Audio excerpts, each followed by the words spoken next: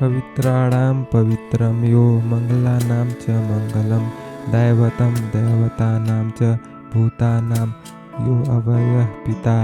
हिंदी में अनुवाद। जो पवित्रों में पवित्र है अर्थात पवित्र करने वाले तीर्थादिकों में पवित्र है। परम पुरुष परमात्मा ध्यान दर्शन कीर्तन स्तुति पूजा स्मरण तथा प्रणाम किए जाने पर समस्त पापों को जड़ से उखाड़ डालते हैं, इसलिए वे परम पवित्र हैं। अथवा यो समझो कि परमात्मा अपने स्वरूप के यथार्थ ज्ञान से संसार बंधन के हेतुभूत पुण्य पाप रूप कर्म और उसके कारण रूप अज्ञान सबको नष्ट कर देते हैं, इसलिए वे पवित्रों में पवित्र हैं। मोक्षदाता श्री हरि ध्यान करने वाले को सर्वदा रूप आरोग्य संपूर्ण पदार्थ और प्रासंगिक भोग भी दे देते हैं। जो अपना स्मरण किए जाने पर समस्त क्लेशों को दूर कर देते हैं और सब चिंतनियों को छोड़कर उन अच्युत का ही चिंतन क्यों नहीं किया जाता। स्नान आदि समस्त कर्मों को करते हुए श्री नारायण देव का ध्यान करना चाहिए। यह भगवत स्मरण ही संपूर्ण दुष्कर्मों का प्रायश्चित है। इस विषय में श्रुति भी सहमत है। संसार रूप सर्प द्वारा डसे जाने से निश्चेष्ट हुए पुरुष के लिए एकमात्र औषध रूप कृष्ण इस मंत्र को सुनकर मनुष्य मुक्त हो जाता है। अत्यंत पापी पुरुष भी एक पल के लिए भी अच्युत का ध्यान करने से बड़ा भारी तपस्वी और पंडित पावनों को भी पवित्र करने वाला हो जाता है। समस्त शास्त्रों का मंथन करने पर और उनका पुनः पुनः विचार करने पर यही निश्चित होता है कि सर्वदा श्री नारायण का ध्यान करना चाहिए। हे विप्रगण, आप लोगों को सर्वदा सत्व गुण संपन्न होकर एकमात्र श्री हरि का ही ध्यान करना चाहिए। आप सदा ओम का जप और श्री केशव का ध्यान करें। उस परावर परमात्मा का दर्शन कर लेने पर जीव की अविद्या रूप हृदय ग्रंथि टूट जाती है, सब संशय नष्ट हो जाते हैं और सारे कर्म क्षीण हो जाते हैं। हे मैत्रेय, सुवर्ण आदि धातुओं को जिस प्रकार अग्नि पिघला देता है, उसी प्रकार जिसका भक्ति युक्त नाम संकीर्तन संपूर्ण पापों का अत्युत्तम विलापन लीन करने वाला है, जिसके नाम का विवश होकर कीर्तन करने से भी मनुष्य तुरंत ही समस्त पापों से इस प्रकार छूट जाता है जैसे सिंह से डरे हुए भेड़ियों से उसका शिकार। सत्य युग में ध्यान से, त्रेता में यज्ञानुष्ठान से और द्वापर में भगवान के पूजन से मनुष्य जो कुछ प्राप्त करता है, वह कलयुग में श्री केशव का नाम संकीर्तन करने से ही पा लेता है। श्री हरि का यदि दुष्टचित पुरुषों से भी स्मरण किया जाए तो वे उनके समस्त पापों को हर लेते हैं। जैसे अनिच्छा से स्पर्श करने पर भी अग्नि जला ही डालता है, जानकर अथवा बिना जाने, इसी प्रकार भी किए हुए श्री वासुदेव के कीर्तन से जल में पड़े हुए नमक के समान समस्त पाप गल जाते हैं। जिसमें चित्त लगाने वाला नरकगामी नहीं होता, जिसके चिंतन में स्वर्गलोक भी विघ्न रूप है, जिसमें चित्त लग जाने पर ब्रह्मालोक भी तुच्छ प्रतीत होता है, तथा जो अविनाशी प्रभु शुद्ध बुद्धि वाले पुरुषों के हृदय में स्थित होकर उन्हें मुक्ति प्रदान करता है, उस अच्युत का चिंतन करने से यदि पाप विलीन हो जाते हैं तो इसमें आश्चर्य क्या है। अग्नि को शांत करने में, जल और अंधकार को दूर करने में सूर्य समर्थ है, तथा कलयुग में पाप समूह की शांति का उपाय श्री हरि का नाम संकीर्तन श्री हरि का नाम ही मेरा जीवन है। इसके अतिरिक्त कलयुग में और कोई सहारा है ही नहीं। सर्वव्यापक विष्णु भगवान का स्तवन करने से मनुष्य निष्पाप हो जाता है। विष्णु भगवान का नित्य प्रति पूजन करने से समस्त पाप नष्ट हो जाते हैं। जिनके हृदय में समस्त मंगलों के स्थान भगवान श्री हरि विराजते हैं, उन्हें कभी किसी कार्य में कोई अमंगल प्राप्त नहीं होता।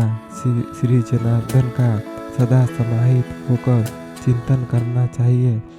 यही इस जीव की परम रक्षा है। भला जो भगवान के आश्रित है उसे कौन कष्ट पहुंचा सकता है।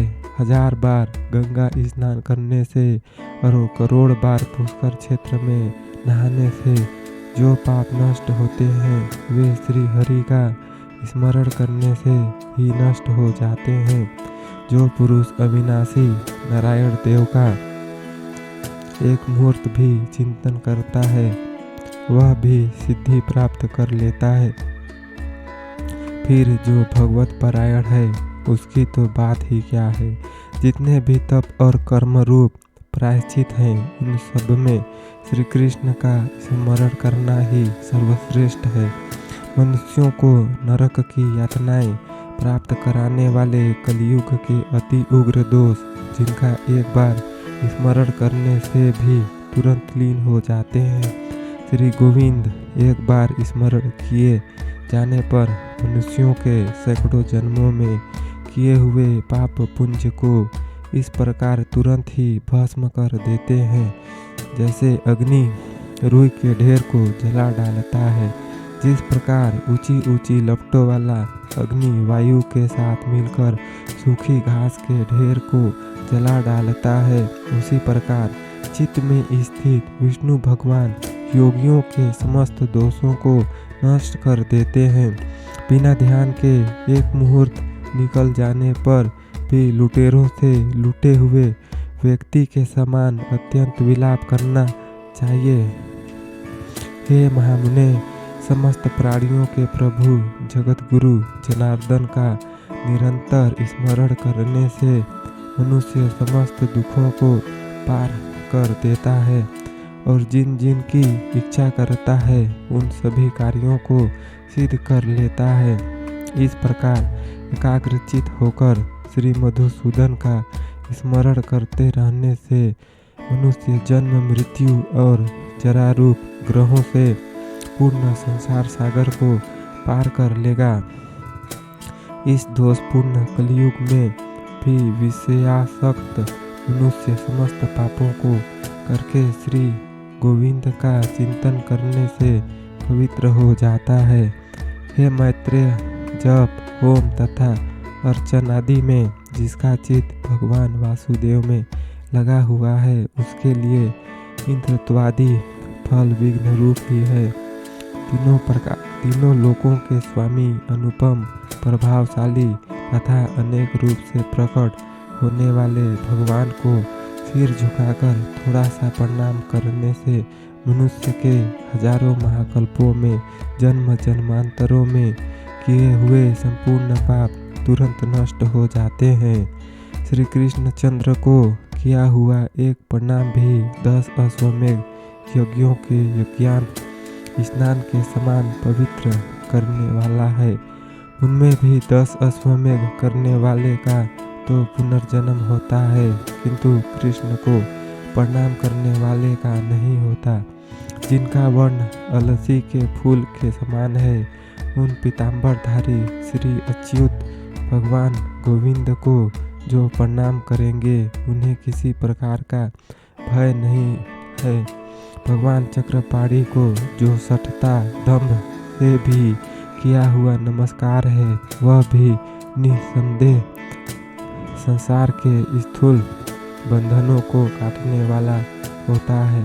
इत्यादि श्रुति स्मृति इतिहास और पुराणों के वचनों से यही बात सिद्ध होती है कि वह देव पवित्रों में पवित्र है, मंगलों का मंगल सुख को कहते हैं, जो उसके साधन और ज्ञापक है, उनका भी परमानंद रूप परम मंगल होने से वह मंगलों का मंगल है। दैवतम देवता नाम अर्थात देवों का देव है, क्योंकि वह प्रकाशन आदि में सबसे बढ़कर है, तथा भूत प्राणियों का जो अव्यय नाश रहित पिता अर्थात उत्पन्न करने वाला है, ऐसा जो देव है लोक में वही एकमात्र देव है। यह इस वाक्य का अर्थ है। एक देव है जो सब प्राणियों में छिपा हुआ है, सर्वत्र व्याप्त है,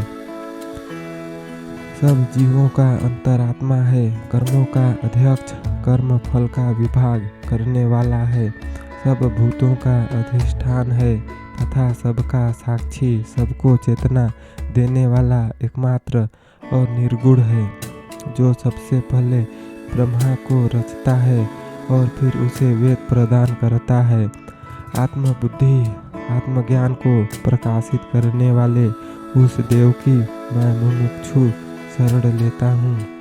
ऐसा स्वत शाखा के मंत्रोपनिषद में कहा है, छंदोग्योपनिषद में कहा है।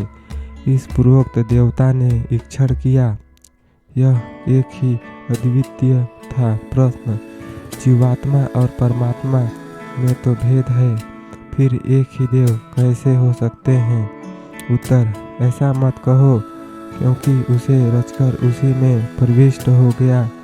वह इस शरीर में नख से लेकर शिखा पर्यंत अनुप्रविष्ट है इत्यादि श्रुतियों से अविकारी परमात्मा का ही बुद्धि तथा उसकी वृत्तियों के साक्षी रूप से प्रवेश कहे जाने के कारण उनमें अभेद है। यदि कहो कि प्रविष्ट हुओं का तो परस्पर भेद होता है, फिर जीव और परमात्मा की एकता कैसे हो सकती है? तो ऐसा कहना ठीक नहीं, क्योंकि एक ही देव अनेक प्रकार से स्थित है। एक होने पर भी अनेक प्रकार से विचार किया जाता है। तुम एक ही अनेकों में अनुप्रविष्ट हो इत्यादि श्रुतियों से एक का ही अनेक प्रकार प्रवेश कहा जाता है, इसलिए प्रवेश हुओं में भेद नहीं है। इसी विषय में हिरण्यगर्भ आदि 8 मंत्र हैं। कसमय देवाय इस तैत्तिरीय श्रुति में भी आदि में एकार का लोप हुआ है, अतः यह मंत्र भी एक ही देव का प्रतिपादक है। कठोपनिषद में कहा है, जिस प्रकार संसार में व्याप्त हुआ एक ही अग्नि पृथक पृथक आकारों से संयोग से भिन्न भिन्न रूप वाला होता है, उसी प्रकार समस्त प्राणियों का एक ही अंतरात्मा भिन्न भिन्न रूपों के अनुरूप और उनके बाहर भी स्थित है। जैसे एक ही विश्वव्यापी वायु भिन्न भिन्न रूपों के अनुसार तद्रूप हो गया है, उसी प्रकार समस्त प्राणियों का एक ही अंतरात्मा भिन्न भिन्न रूपों के संयोग से उनके अनुरूप है और उनसे बाहर भी सर्वत्र व्याप्त है। जिस प्रकार संपूर्ण जगत का नेत्र सूर्य दर्शनजन्य बाह्य दोषों से लिप्त नहीं होता, उसी प्रकार समस्त प्राणियों का एक अंतरात्मा परमेश्वर उन सबके दुखों से लिप्त नहीं होता, क्योंकि वास्तव में वह शरीर से भिन्न है। समस्त भूतों का एक ही अंतरात्मा है, जो सबको वश में करने वाला है और अपने एक ही रूप को नाना प्रकार का कर लेता है। अपने अंतःकरण में स्थित उस देव को जो धीर पुरुष देखते हैं, उन्हीं को नित्य सुख प्राप्त होता है। दूसरा पार्ट देखने के लिए वीडियो को लाइक करें, चैनल को सब्सक्राइब करें, नोटिफिकेशन ऑल को क्लिक करें। Thanks for watching YouTube video.